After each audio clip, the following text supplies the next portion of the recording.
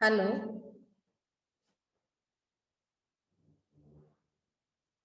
Hello साक्षी, आवाज येतोय proper? हाँ येतोय. आज जरा लाईव्ह ट्राय करून बघूया.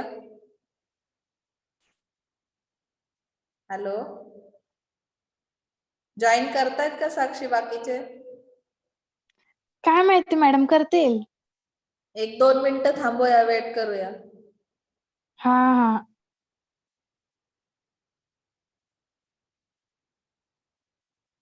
की करूया स्टार्ट, म्हणजे चालू झालं की एकदा संपेल लवकर मग. हाँ करूया. ओके. आपण जनरली कालच्या लेक्चरला काय पाहिलं की रिटेलिंग म्हणजे काय एक्झॅक्टली. तर रिटेलिंगची एक जी डेफिनेशन मी तुम्हाला सांगितली, retailing includes all the activities involved in selling goods और services to the final consumers for personal and non business use. आता यामध्ये तुमच्या लक्षात येईल की रिटेलिंग म्हणजे काय आहे की बाईंग किंवा सेलिंग जे केलं जातं किंवा सेलिंगसाठी ज्या काही ऍक्टिव्हिटीज आहेत, तर त्या ऍक्टिव्हिटीज गुड्स आणि सर्व्हिस रिलेटेड असतील. ते गुड्स आणि सर्व्हिसेस तुम्ही कोणासाठी फॉरवर्ड करणार आहात किंवा डिस्ट्रीब्यूट कोणाला केले जातील, तर कस्टमर साठी असतील. ओके. मग आता कस्टमर साठी जेव्हा तुम्ही पर्सनल यूज साठी किंवा नॉन बिझनेस यूज साठी ते सेल केले जातात. नॉन बिझनेस यूज म्हणजे काय की ते पुन्हा रिसेल करणार नाहीयेत. फायनल कस्टमर जो आहे तुमचा, तर तो काय करेल की कन्झम्पशन करेल त्या प्रोडक्टचं किंवा सर्व्हिसेसचं. येते लक्षात?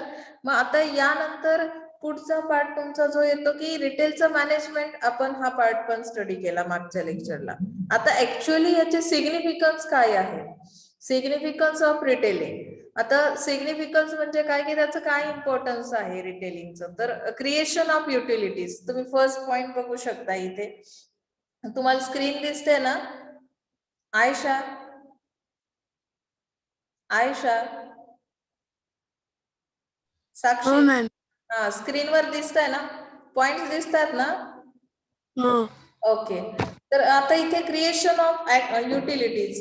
क्रिएशन ऑफ युटिलिटीज मध्ये काय दिलंय, retail trade helps meeting the needs of customers in the required assortment at the required place and time. It creates the following utilities.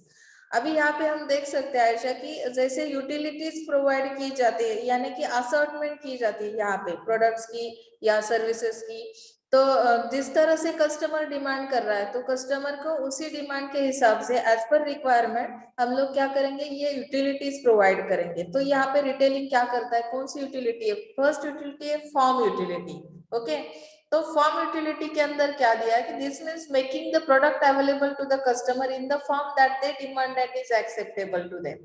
यानी कि हर एक प्रोडक्ट का एक फॉर्म रहता है, किस फॉर्म में आपको प्रोडक्ट अवेलेबल होना चाहिए। जैसे हम लोग देखते हैं ना, कभी कभी बिग साइज बिग पैकिंग में भी रहता है, फैमिली पैक्स आपको पता है ना, तो सिंगल एक प्रोडक्ट चाहिए या फैमिली पैक उन्हें चाहिए, तो जिस फॉर्म में वो प्रोडक्ट अवेलेबल होना चाहिए उसी फॉर्म में कस्टमर के लिए वो प्रोडक्ट क्या किया जाता है, अवेलेबल किया जाता है रिटेलर्स के through. That means it is a form utility. And retailer stores variety of goods and provides the customers with the assortment. यहाँ पे असॉर्टमेंट के बारे में बहुत बार बताया गया है कि रिटेलिंग के अंदर असॉर्टमेंट की जाती है, यानी कि कोई भी एक प्रोडक्ट है, किसी एक फॉर्म के अंदर बहुत सारे वैरायटी प्रोडक्ट्स रहते हैं, यानी कि उसकी साइज शेप के अंदर डिफरेंस रहेगा, कलर के अंदर डिफरेंस हो सकता है या फ्लेवर में डिफरेंस हो सकता है। तो इस तरह से वो असॉर्टमेंट की जाती है, यानी कि बहुत बढ़िया लिस्ट यहाँ पे प्रोडक्ट्स की या सर्विसेज की हो सकती है। ओके, समजते इथपर्यंत आयशा? आयशा, हो. जाऊया पुढे साक्षी? हाँ. ओके. टाइम युटिलिटी हा सेकंड पार्ट आहे. टाइम युटिलिटी मध्ये काय केलं जातं, मग आपण रिटेलिंगचा जर विचार केला तर customer demand for products varies depending on the weather, holiday season और एवरीडे वांट्स एंड नीड्स। यानी कि यहाँ पे टाइम के हिसाब से जो डिमांड आ रही है कि मार्केट का जो कस्टमर है आपका वो किस तरह से डिमांड कर रहा है, कौन से टाइम में वो प्रोडक्ट्स उसके लिए अवेलेबल होना जरूरी है, या वेदर के हिसाब से या हॉलिडे सीजन के हिसाब से, यानी कि कुछ प्रोडक्ट सीजनल भी होते हैं ना, तो उस तरह से जिस तरह से डिमांड चेंज हो जाएगी उसी तरह से उसी टाइम पीरियड के अंदर रिटेलर्स को क्या करना है, वो कस्टमर के लिए प्रोडक्ट्स अवेलेबल करने हैं. So that is the time utility. Retailer ensures the product is available when the customer wants it. Okay. Third है आपका place utility. Retailers make it easier for the consumers to purchase items as oppose to driving to a factory or warehouse where the products are manufactured or stored. यानी कि यहाँ पे place किस तरह की होना जरूरी है. नियर बाय प्लेस पे अगर आपका रिटेलिंग का शॉप है तो शायद वो असेसिबल है या अफोर्डेबल है कस्टमर के लिए, तो यहाँ पे वो भी सोचना बहुत जरूरी है. आगे हम देखने वाले कि रिटेलिंग की जो शॉप है या लोकेशन रहता है उसके हिसाब से हमें स्टडी करना है कि रिटेलिंग का जो शॉप है लोकेशन के अंदर कितने सारे पॉइंट्स है. तो यहाँ पे प्लेस यूटिलिटी के हिसाब से consumer find what they need in a place conveniently located near their home और वर्क. यानी कि कस्टमर जो आहे तो कुठल्या प्लेसला वर्क करतो किंवा त्याचं घर कुठे आहे, त्याच्या नियर बाय प्लेसला तुम्ही जर अशा पद्धतीच्या सर्व्हिसेस किंवा प्रोडक्ट्स अवेलेबल केले तर कदाचित काय होईल, कस्टमर सॅटिस्फाईड होईल.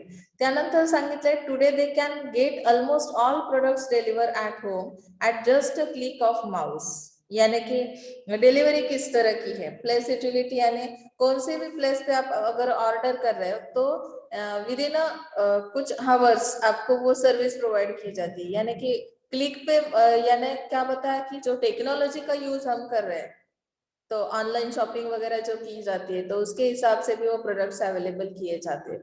सो नेक्स्ट आपका जो सिग्निफिकेंस है ownership.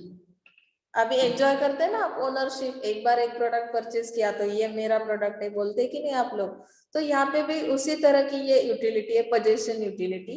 Ownership utility is created when the consumer purchase the product and have the freedom to use the product as it was intended और finding a new use for the product. यानी कि आप customer को सोचना है कि एक बार आपने परचेज किया तो वो प्रोडक्ट आपका होगा, यानी ओनरशिप आपके हाथ में. तो कंजम्पशन किस तरह से करना है, एक ही दिन में फिनिश करना है या कितने लॉन्ग आवर्स तक, जब तक उसकी एक्सपायरी डेट है तब तक यूज करना है, वो आप लोग यानी कि कस्टमर को सोचना है. यानी आप क्या कर सकते हैं, यहाँ पे फुल फ्रीडम है आपके लिए प्रोडक्ट के बारे में. तो customer purchase a product and have the freedom. Okay. Next आपका जो दिया है पॉइंट क्रिएट अ वैल्यू. अभी creation of utilities first point था सिग्निफिकेंस के अंदर. क्रिएट अ वैल्यू के अंदर दिया है providing N assortment of products and services. उसके अंदर हम देख सकते हैं कि वैल्यू कैसे क्रिएट की जाती है. वैल्यू क्रिएट करने के लिए आपको क्या करना है एज अ रिटेलर, आपका रोल क्या होगा. तो यहाँ पे उन्होंने बताया big retail outlets like supermarkets carry numerous assortments made by different companies. यानी कि सुपर मार्केट्स में किस तरह की असॉर्टमेंट रहती है. असॉर्टमेंट म्हणजे काय समजलं तुम्हाला, साक्षी हे बघा, असॉर्टमेंट करणं म्हणजे काय की एक प्रोडक्टची मोठी लिस्ट असते की त्यामध्ये जसं मी सांगितलं एकच प्रोडक्ट एकाच टाईपचा पण त्याच्यामध्ये साईज मध्ये व्हरायटी. आता तुम्ही साधे टी शर्ट घ्यायला गेलात आणि एकाच साईजचे प्रोडक्ट जर तिथे अवेलेबल आहे किंवा एकाच साईजचे टी शर्ट असतील तर तुम्ही सॅटिस्फाय व्हाल का, नाही होणार.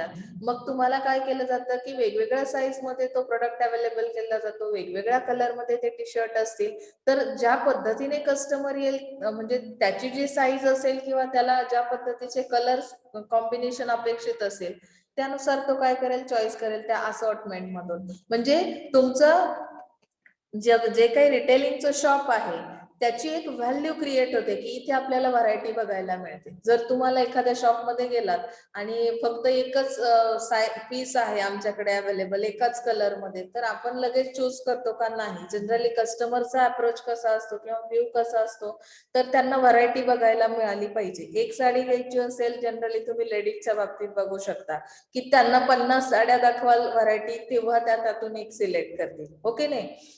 तर मग इथे आपल्याला अशा पद्धतीने असॉर्टमेंट प्रोव्हाइड करणं, ज्यामुळे काय करतात रिटेलर्स की त्या शॉपची व्हॅल्यू क्रिएट करतात. ब्रेकिंग बल्क हा सेकंड पार्ट आहे याच्यामध्ये क्रिएट व्हॅल्यू मध्ये. ब्रेकिंग बल्क में क्या किया जाता है to reduce transportation cost and other operational expenses.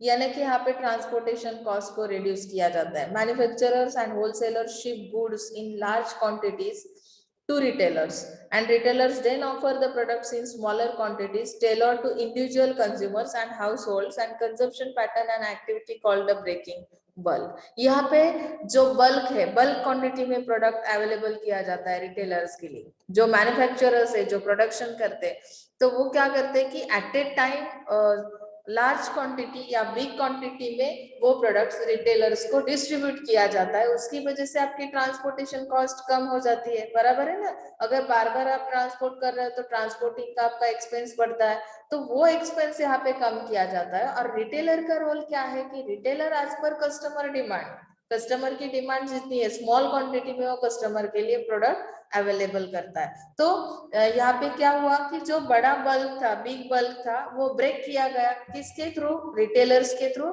और कंजप्शन एक्चुअली किसने किया? कस्टमर ने किया. ओके.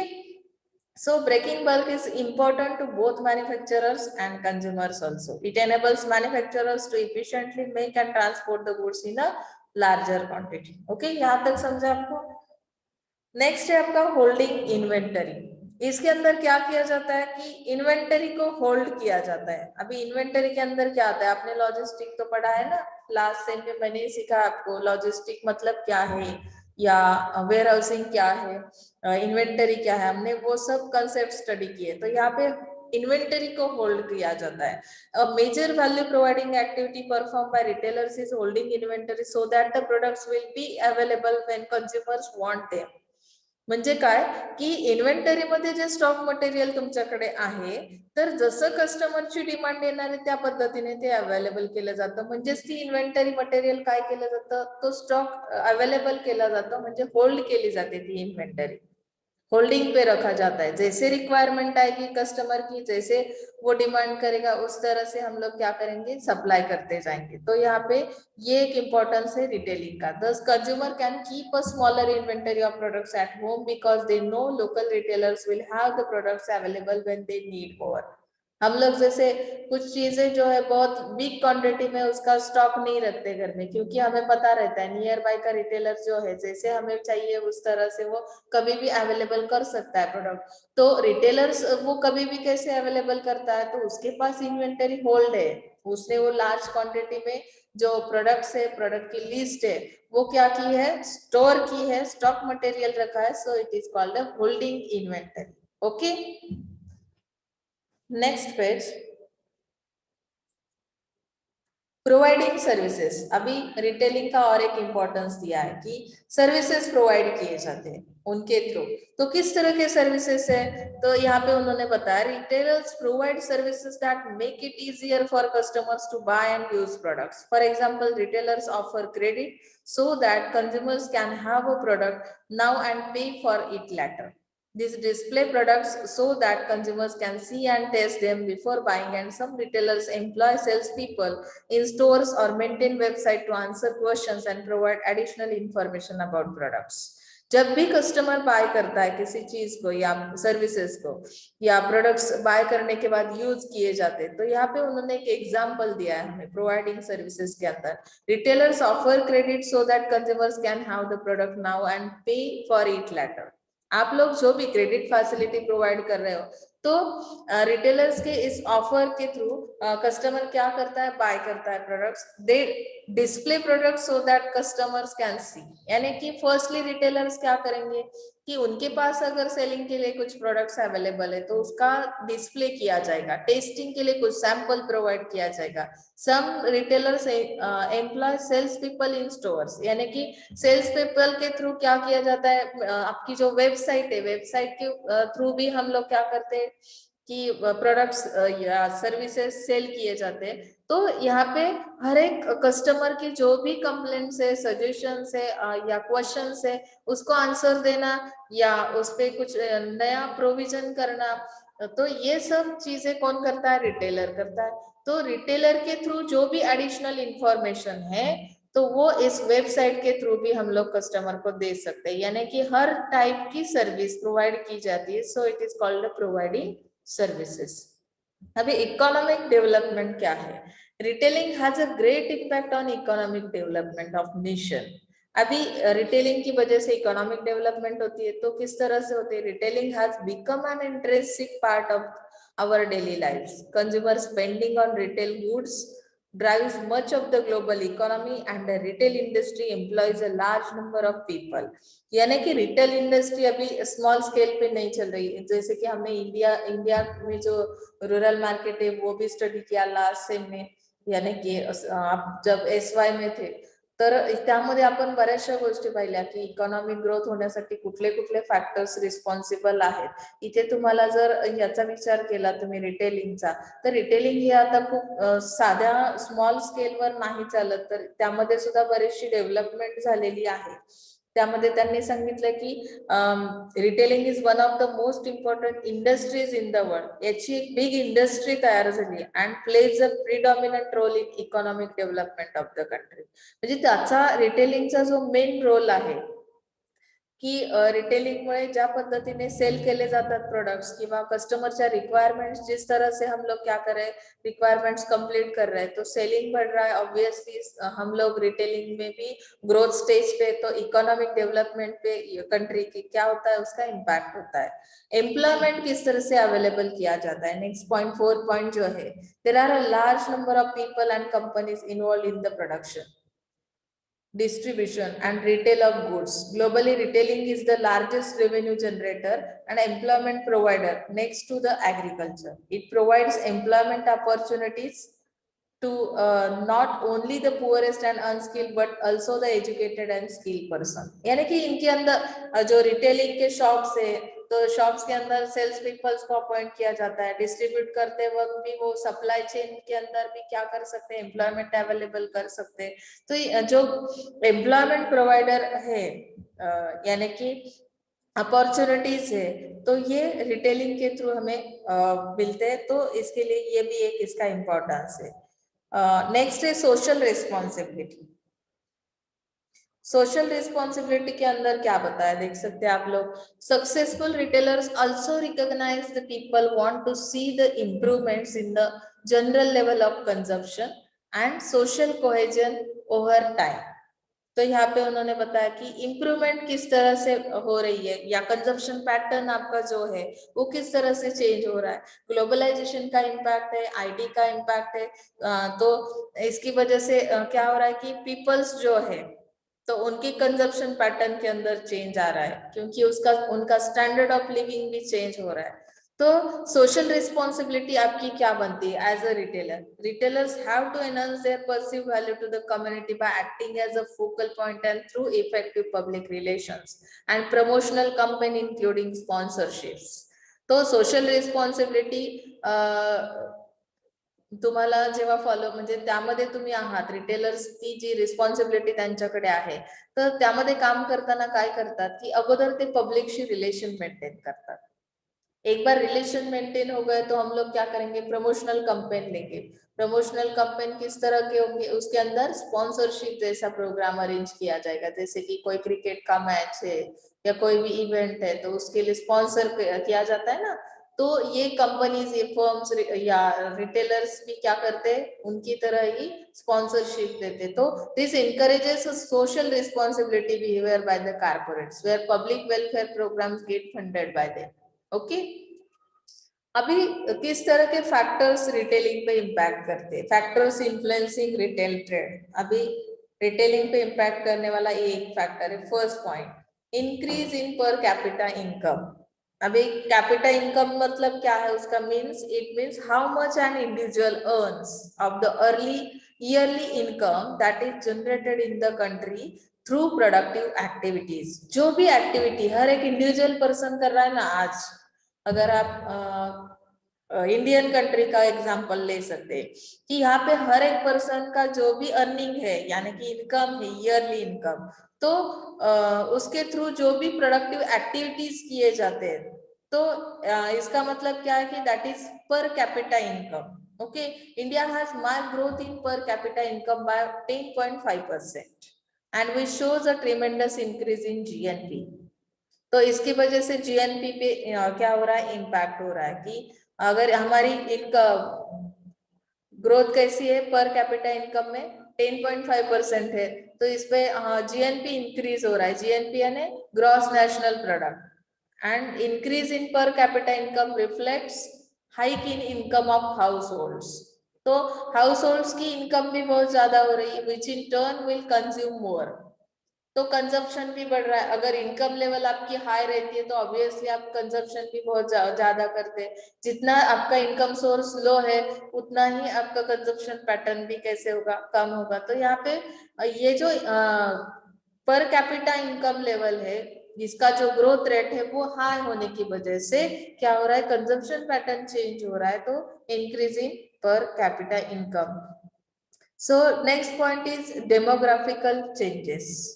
अभी ये भी फैक्टर रिटेलिंग पे इम्पैक्ट करता है कि डेमोग्राफी के अंदर चेंज है, जो पॉपुलेशन है, वर्किंग पॉपुलेशन, यंग एज होने की वजह से it can generate huge income and high savings. Income level ज्यादा बढ़िया है तो सेविंग भी उतने ही हाई है। For any developing country, young age groups, income, savings are key factors for its growth, and presence of these key factors has helped in attracting big retail giants to India. यानी कि यहाँ पे saving भी किया जाता है, young people से उनकी जो डेवलपिंग कंट्री, हम लोग भी डेवलपिंग कंट्री के अंदर ही आता है, जो इंडिया में रहने वाले पर्सन से, तो इनका इनकम किस तरह का है, सेविंग पैटर्न कैसा है। तो ग्रोथ स्टेज पे अगर हम लोग हैं तो ऑब्वियसली ये फैक्टर, डेमोग्राफिकल फैक्टर भी इम्पैक्ट करता है रिटेलिंग के अंदर। तो इसकी वजह से रिटेलिंग के लिए यहाँ पे स्कोप है, रिटेलिंग में भी हम क्या है, ग्रोथ स्टेज पे है। ओके, आयुष समझता है? साक्षी?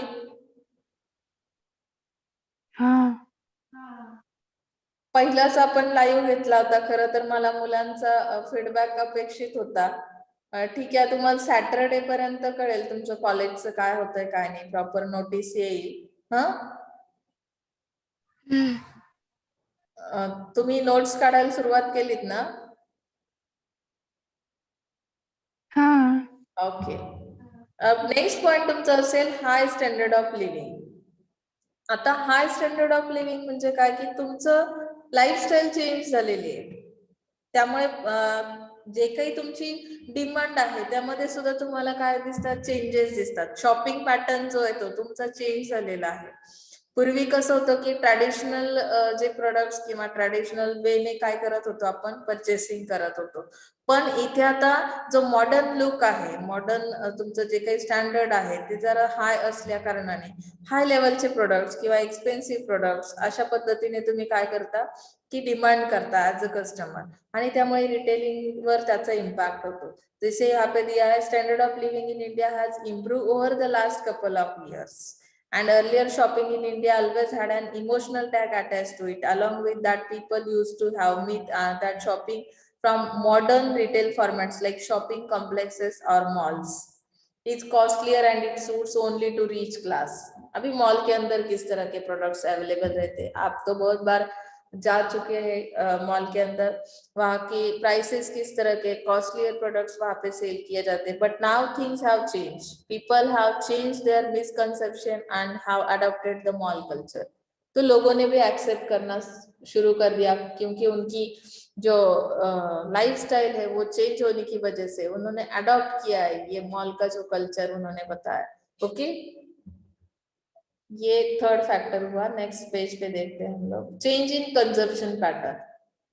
अभी कंजप्शन पैटर्न में भी चेंज है, वो किस तरह का है, customers are showing good response to new and innovative products. जैसे मैंने बताया ना, ट्रेडिशनल वे से अभी आप लोग नहीं सोच रहे, तो यहाँ पे जो सोच है आपकी, अप्रोच है कस्टमर का, वो बदल चुका है। वो लोग क्या कर रहे हैं कि नए नए जो प्रोडक्ट्स है, न्यू प्रोडक्ट्स मार्केट में आने वाले इनोवेटिव प्रोडक्ट्स, उनके लिए वो डिमांड कर रहे हैं, उनका रिस्पॉन्स अच्छा है कस्टमर का। So because they have realise that they are paying for quality, यानी कि वो अभी प्राइस पे ध्यान देने की बजाय किस चीज पे ध्यान दे रहा है कस्टमर, क्वालिटी के ऊपर। अगर क्वालिटी प्रोडक्ट मुझे परचेस करना है तो ऑब्वियसली मुझे क्या करना पड़ेगा, पे करना पड़ेगा। So this drastic change in customer perception has open ways for many new entrants in the market. तो रिटेलिंग के लिए यहाँ पे बहुत क्या है, स्कोप है, रिटेलिंग भी क्या हो रहा है, बढ़ रहा है। Okay, availability of low cost consumer credit. अभी लो कॉस्ट कंज्यूमर क्रेडिट के अंदर दिया, it is rightly said that sales generated on credit are more as compare to cash sales. With the change in credit policies, many new customers have entered the market purchasing or on credit basis. Credit मिलता है तो customer बढ़ते हैं ना, कि जिस तरह से आप क्रेडिट फैसिलिटी प्रोवाइड कर रहे हो, रिटेलर्स क्या करेगा कि यहाँ पे आपको फैसिलिटी कौन सी देना जरूरी है।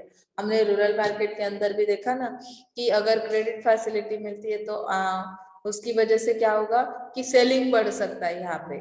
तो उन्होंने यहाँ बताया, earlier due to lack of cash many buyers used to postpone their purchases, but now with credit facility they are willing to buy.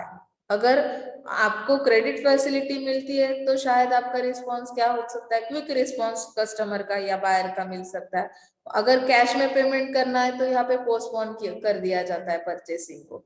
अगर आपको मोबाइल परचेस करना है, आपके हाथ में अभी कितना मतलब कि मनी कितना है अवेलेबल, तो अगर फुलफिल अगर आप नहीं कर सकते हो जो भी उसका कैश पेमेंट है, तो यहाँ पे हम क्या करते हैं, पोस्ट परचेसिंग पोस्टपोन किया जाता है। लेकिन क्रेडिट फैसिलिटी की इंस्टॉलमेंट बेस पे आप खरीद सकते हो, तो आज के आज हम लोग बाय कर सकते हैं। तो इस तरह से क्या हो रहा है, ये रिटेलिंग पे इसका इम्पैक्ट हो रहा है। इम्प्रूवमेंट्स इन इंफ्रास्ट्रक्चर, इंफ्रास्ट्रक्चर भी चेंज होता जा रहा है कि आपको जो एक्सपोर्ट इंपोर्टिंग का तो आपने देखा इंटरनेशनल मार्केटिंग के अंदर, वैसे यहाँ पे इंफ्रास्ट्रक्चरल चेंजेस जो है, be it the metro rails to Bandra Worli sea link in the country, retail trade is also expanding. अगर आने जाने के लिए आपको फैसिलिटी मिलती है या उस तरह का आपका इंफ्रास्ट्रक्चर है कंट्री का, तो ऑब्वियसली एक जगह से एक प्लेस से मूव किया जा सकता है प्रोडक्ट को दूसरी प्लेस पे, और विद इन कुछ सेकंड के अंदर भी आपको प्रोडक्ट अवेलेबल किया जाता है with huge infrastructure spending which has entered the country in the form of FDI. More retail giants have proposed to enter Indian market as it looks more promising now. हमारा infrastructure जिस तरह से develop हुआ है, तो यहाँ पे FDI के लिए बहुत क्या है कि स्कोप है, क्योंकि FDI के थ्रू क्या करता है कि फॉरेन कंट्रीज भी यहाँ पे इन्वेस्टमेंट कर सकते हैं। तो इंडियन मार्केट जो है, तो यहाँ पे रिटेल मार्केट भी क्या हो रहा है, बढ़ रहा है, ग्रोथ हो रही है उसकी। Okay, entry to various sources of financing. अभी सोर्सेस फाइनेंसिंग की जो है वो बढ़ रहा है, फाइनेंशियल असिस्टेंस अवेलेबल हो रहे हैं। तो बैंक लोन देती है, FDI जो है वो इन्वेस्टमेंट कर रहा है। तो यहाँ पे उन्होंने बताया FDI in retail was difficult but later on it was found that retailing is generating very high rate of employment. Retailing की वजह से आपको क्या हो रहा है कि एम्प्लॉयमेंट अवेलेबल हो रहा है। FDI route and also the regulations were simplified. And last point है टेक्नोलॉजी। 7 या 8 पॉइंट्स लिखे तो भी चलेगा इसके अंदर। सिग्निफिकेंस के अंदर टेक्नोलॉजी है, कंज्यूमर प्रेफरेंस है, सोशल मीडिया है। इसकी वजह से क्या हुआ है कि रिटेलिंग के बिजनेस पे इसका इम्पैक्ट हो रहा है। ओके, कंज्यूमर प्रेफरेंस देता है मतलब क्या करता है, यहाँ पे शिफ्ट हो रहा है ना, एक जो पुराने वाले प्रोडक्ट्स थे तो उसे छोड़ के हम लोग न्यू इनोवेटिव प्रोडक्ट्स परचेज कर रहे हैं, तो ऑब्वियसली रिटेलिंग पे इसका इम्पैक्ट हो रहा है। ओके, तो नेक्स्ट पॉइंट है आपका स्कोप। स्कोप किस चीज में है, तो स्कोप ऑफ रिटेल मैनेजमेंट के अंदर बताया कि जो फंक्शंस किए जाते हैं रिटेलर्स के थ्रू, तो उसके अंदर क्या है कि स्कोप है। नौशाद आवाज येतोय? नौशाद? हा मॅम येतोय. हा हा, इतका लेट का रे जॉईन केलंस? नाही मॅम थोडं काम होतं ना, ते करत होतो. ओके ओके, ठीक आहे, कंटिन्यू करतो आपण। स्कोप ऑफ रिटेल मॅनेजमेंट, यामध्ये फंक्शन्स रिटेलर्स जे करतात, आता फंक्शन्स म्हणजे कुठली कामं करतात, ते मर्चंडायझिंग करणं। मर्चंडायझिंग मध्ये काय केलं जातं, merchandising and buying is the key function for any retailer as this department is responsible for the procurement of merchandise. खरेदी करणं ज्याला आपण म्हणतो, प्रोक्युरमेंट म्हणजे काय की एखादा प्रोडक्ट परचेस करणं, तर to be sold in the stores by sourcing it from vendors और मॅन्युफॅक्चरर्स। म्हणजे आता जो सोर्स तुमचा कुठला आहे मर्चंडायझिंगचा, की वेंडर्स आहेत किंवा मॅन्युफॅक्चरर्स आहेत। रिटेलर हैज टू परफॉर्म की task like selection of vendors. अभी रिटेलर्स क्या करता है कि फाइनल कस्टमर को सेल करता है प्रोडक्ट, लेकिन उसका फर्स्ट जो टास्क है वो क्या है कि सिलेक्शन ऑफ वेंडर्स, वेंडर्स को सिलेक्ट करना है, costing of merchandise procure and allocation of merchandise to the stores, यानी कॉस्टिंग को फिक्स करना है, मर्चेंडाइज जो परचेस करने हैं, फर्स्ट उसे क्या करना होगा कि वेंडर्स के थ्रू वो प्रोडक्ट्स परचेस करने होंगे, उसके बाद वो अलोकेट किए जाएंगे, स्टोर्स के अंदर अलोकेशन होगा, और developing distribution plans and calculating gross margin. तो डेवलपिंग डिस्ट्रीब्यूशन यानी डिस्ट्रीब्यूशन चैनल्स को भी सिलेक्ट करना पड़ता है कि जिनके थ्रू हम लोग क्या करते हैं, सप्लाई करते हैं कस्टमर के लिए प्रोडक्ट्स को। तो मर्चेंडाइजिंग के अंदर जितने सारे एक्टिविटीज फंक्शंस हम लोग कर रहे हैं, तो यहाँ पे स्कोप है रिटेलिंग को। मार्केटिंग है, मार्केटिंग भी तो एक फंक्शन है रिटेलिंग का। तो retailing in retail marketing functions में भी सेंट्रलाइज एंड में include different departments like advertising, sales promotion, public relations. Marketing function looks at the ways of understanding the customer, यानी कि मार्केटिंग के अंदर क्या किया जाता है, ओनली एडवर्टाइजिंग किया जाता है नहीं ना। तो एडवर्टाइजिंग के बाद आता है आपको सेल्स प्रमोशन देना है, पब्लिक के साथ रिलेशन मेंटेन करना है। Marketing function looks at the ways of understanding the customer and his behaviour. जैसे हमने सीबी स्टडी किया ना, तो सीबी के अंदर क्या दिया था कि सीबी अगर आपको पता है, कस्टमर बिहेवियर के बारे में पता है, कस्टमर को आप जानते हैं, अंडरस्टैंड करते हैं, तो उसके बाद हम क्या कर सकते हैं, उन्हें टारगेट कर सकते हैं। जो हमने सेगमेंटेशन, टारगेटिंग, पोजिशनिंग स्टडी किया लास्ट ईयर में, तो वही हमें यहाँ पे क्या करना है, मार्केटिंग करते वक्त ध्यान में रखना है कि कौन सा ग्रुप है, कौन सा सेगमेंट है, किस तरह से टारगेट करना है, कौन से वक्त में उसे टारगेट करना है, टाइम पीरियड कौन सा होगा, तो बाइंग पैटर्न क्या है उस ग्रुप का। तो इन सारी चीजों को ध्यान में रखते हुए हम रिटेलिंग के स्ट्रैटेजीज यूज कर सकते हैं। ओके, तो ये यहाँ पे स्कोप है मार्केटिंग में, रिटेल मार्केटिंग के अंदर। स्टोर ऑपरेशंस, अभी ऑपरेशंस किस तरह से किए जाते हैं स्टोर के, यहाँ पे ऑपरेशन का मीनिंग क्या है कि जितने सारे एक्टिविटीज इसके अंदर किए जाएंगे। Retail professionals in the store operations area have to monitor the overall store operations and profit. They may occupy positions including head of the store operations, regional manager and district manager, यानी कि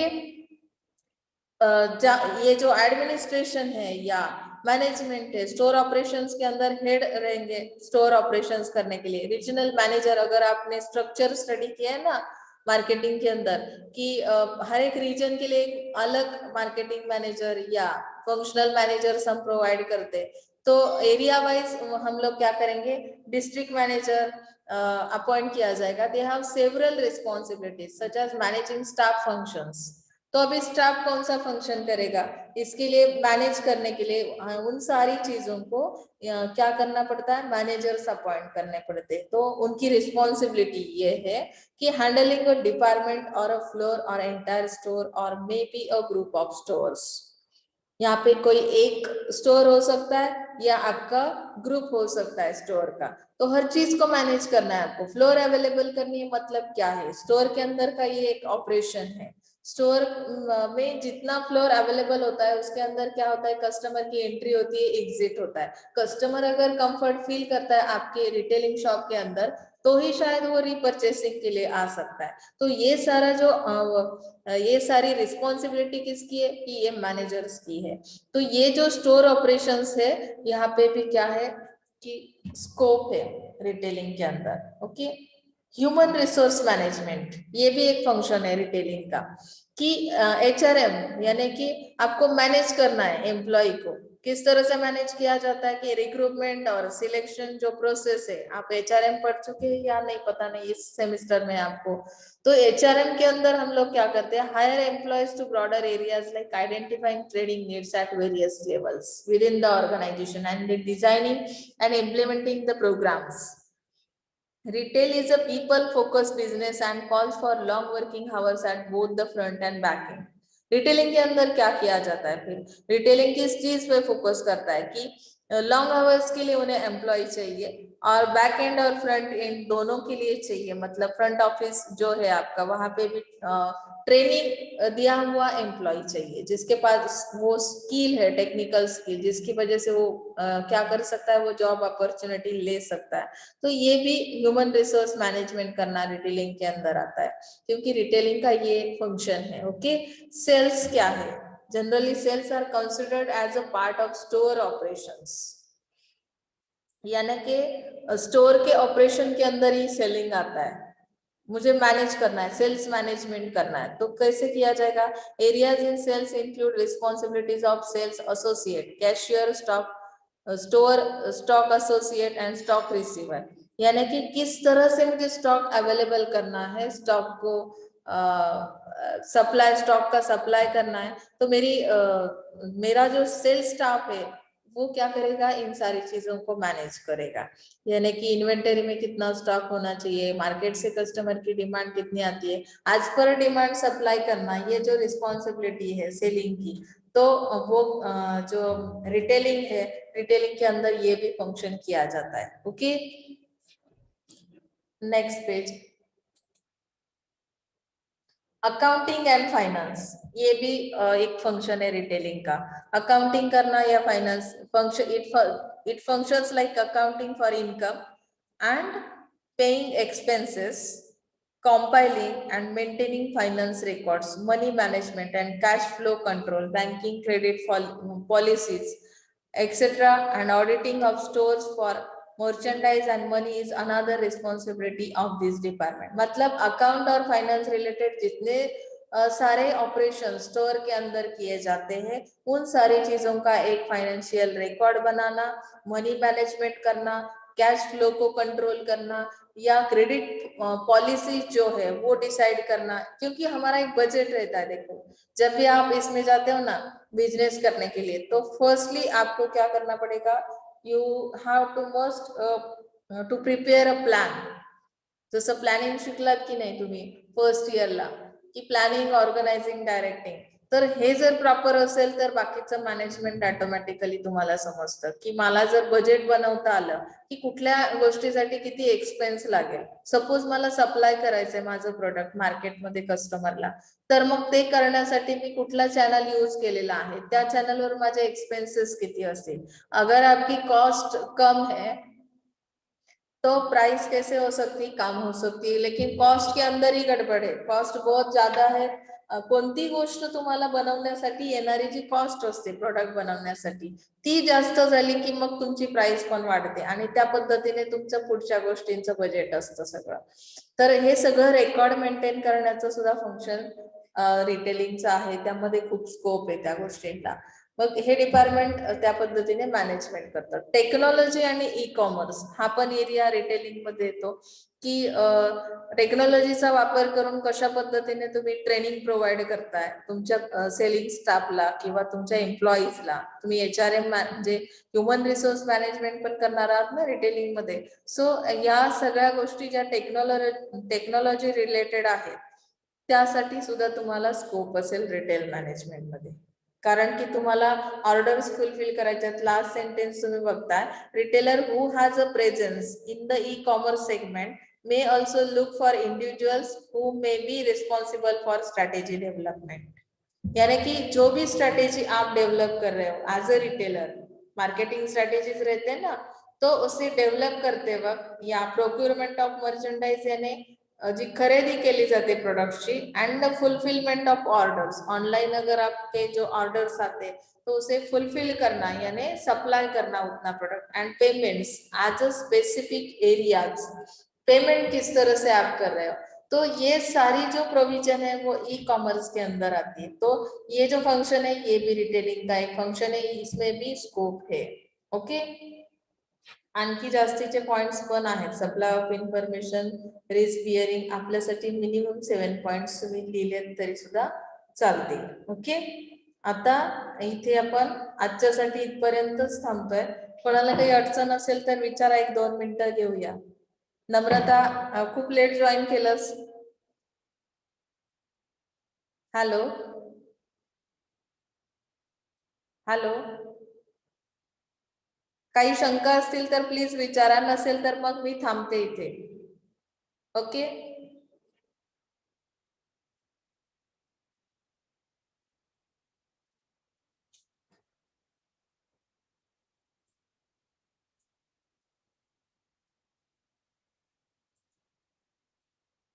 attendance नाही दिलात वाटतं तुम्ही.